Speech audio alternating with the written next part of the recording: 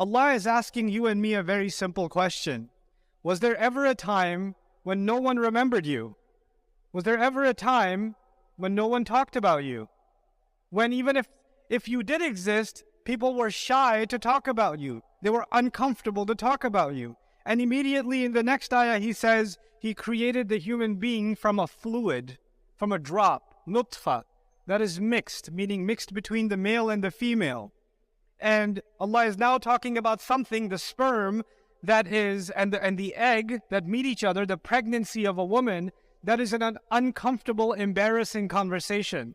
So it is not something you talk about casually. It's not something you're comfortable talking about. And in the previous ayah, Allah already said, you used to be something not even worthy of mention, and not even something remembered. But there are layers of meaning inside these ayat, and I want to unpack some of those layers for myself and all of you. The universe, the physical universe as we know it, physicists tell us it's existed for about 13.9 billion years. This planet has been around for maybe 4 to 5 billion years, the formation of this planet. In all of that endless ocean of time, I was not being talked about. I was not mentioned. I didn't exist. And even when this world came into existence, after this endless period of time, when humanity started on this planet, so much human history has passed, and no one in that history knew who I was. I was never remembered. I was never mentioned. You can read about history, and those people are relevant. The only one not relevant is you. You don't exist for them. They exist for you. You don't exist for them. Using this as a reminder, Allah says, the vast majority of time has passed where you and I were completely irrelevant. We're not part of the story. And this is Allah's way of reminding us that the few moments that we do exist after I come out of my mother. In fact, even when my mother was pregnant in the beginning, she had no idea that I was inside. Marrat bihi. She's walking around with the baby. She doesn't even know. And then when she notices her body changing, then they both start making dua. لَإِنْ أَتَيْتَنَا صَالِحًا. If you can just give us a good child. They don't even know who this child is. Even when they remembered my mother was thinking about me when I was still in her belly, she didn't know who I was. She couldn't actually think of me properly. She didn't know if I was a boy or a girl. She didn't know what kind of child I will be, what kind of features I will have. She knew nothing. But then after I even came into this world, even after I came into this world, you'll notice something. Human beings, by their design, one of the words for human, the origin of the word insan is actually uns. And uns means love and compassion. Human beings don't just give love, they also want to receive love, and they want to receive compassion. So even from childhood, the moment you become a little bit self-aware, you are looking for attention. If your mother's not looking at you, mama, mama, mama, mama. Those of you that have kids know this already. Kids need attention.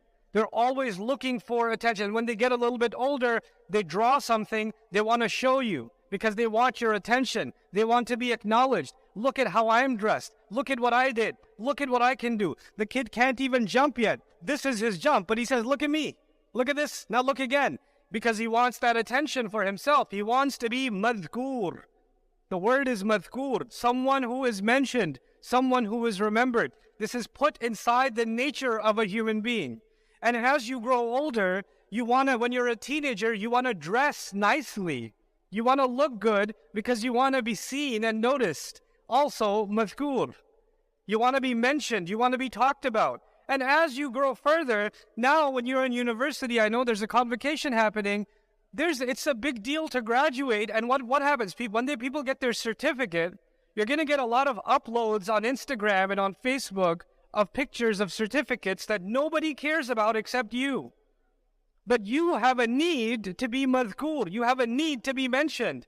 MashaAllah, congratulations, congratulations. We live our life looking for acknowledgement. Even when people get married, the wife is looking for the acknowledgement of the husband. The husband is looking for the acknowledgement of the wife. We're looking to make our parents proud. You know, when you graduate, everybody's congratulating you, but you want to be madhkur to your dad. Dad, I graduated. Dad, it's done. Dad, did you see the picture? And you need to get that congratulations from your father or your mother, because there's always someone who we want to be remembered by. You know, there are studies now that people are now more isolated and feel more lonely and alone than ever before in history.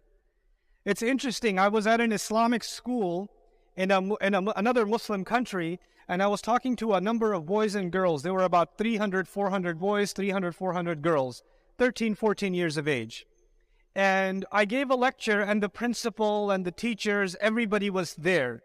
So they had a question-answer session, and nobody asked a question. 800 children in the room, nobody asked a question. And I said, they're not asking a question because the police is watching them. The teachers are there, the principal is there, the cameraman is there. They don't want to get in trouble. So what I'm going to do is I'm going to go into the crowd and talk to these kids with no camera, no microphone. I just want to talk to them. I went inside the girls section, just talking to these young girls, 2 hours.